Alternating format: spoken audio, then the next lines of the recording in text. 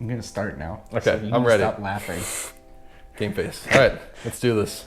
What's going on, everyone? Welcome back to Site B. We got Bob's car torn apart last time. I think you're pretty happy with the progress so far. It's been awesome. Yeah. Good to see all the carnage off of the car. Yeah. Today, we're getting the whole car put back together and leaving him with only needing to change his fluids and get his alignment done before he goes to the racetrack. So what do you say we stop goofing off and get to work? Let's do this thing. Okay.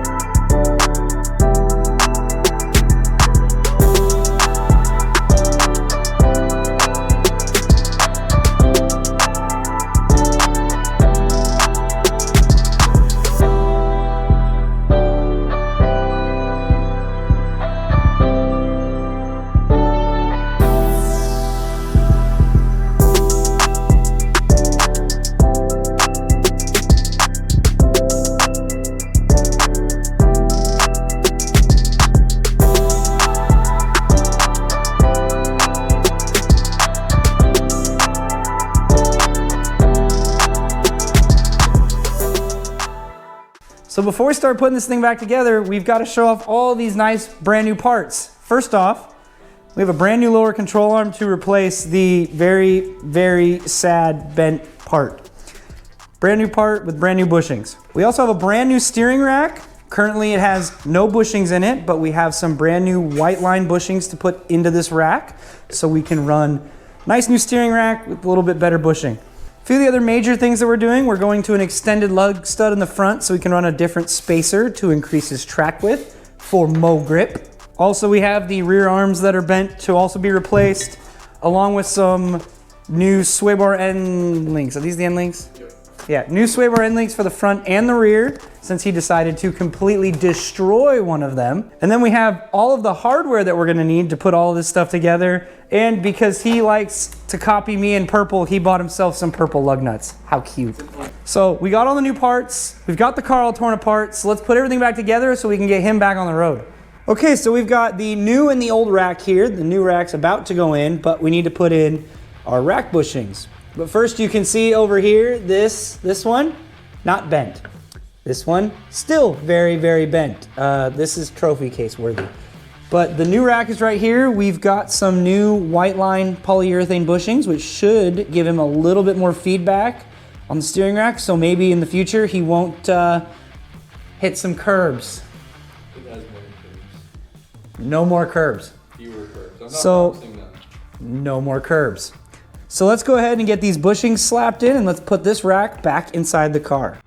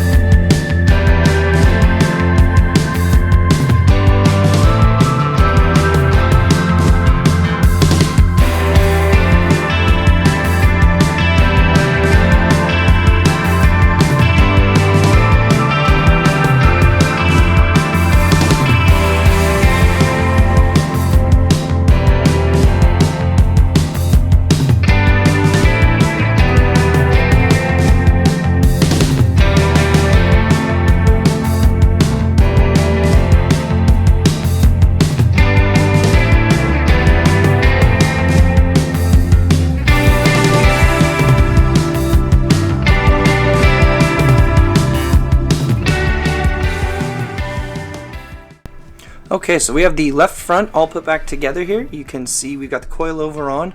Unfortunately, I forgot to record that. We've got a nice little boot around the coilover to help protect dirt from getting in and jamming up that spring.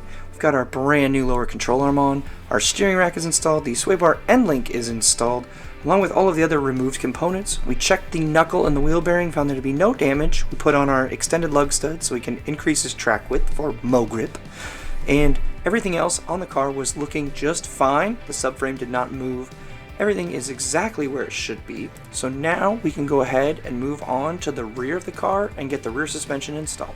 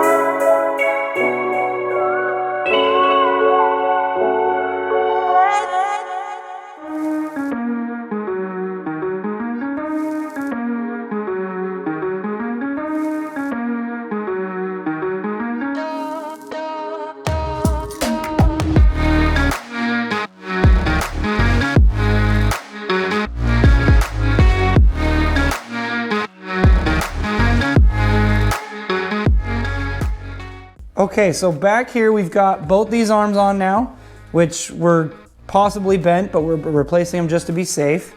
He's got his nice field suspension on and the stock sway bar with some upgraded sway bar end links.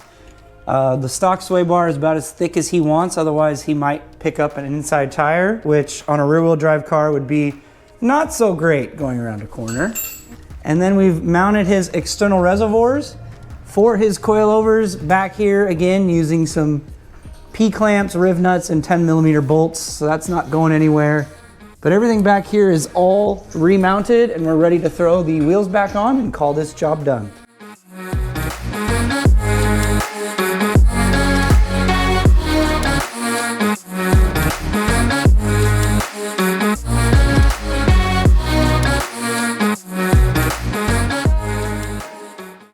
Okay, so everything's now done. You guys have seen the both corners put back together. We also put his race coilovers on the other side, obviously, so the car doesn't sit like that. He just needs to go get an alignment done and change all your fluids, right? Yep, all the normal yearly race prep.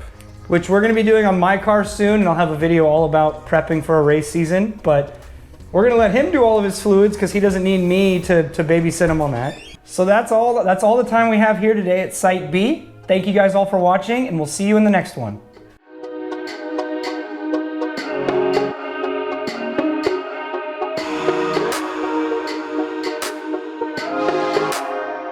Check in later for top 5 tips to prep for a race week. You won't believe the top 5 things that we do to prep for autocross.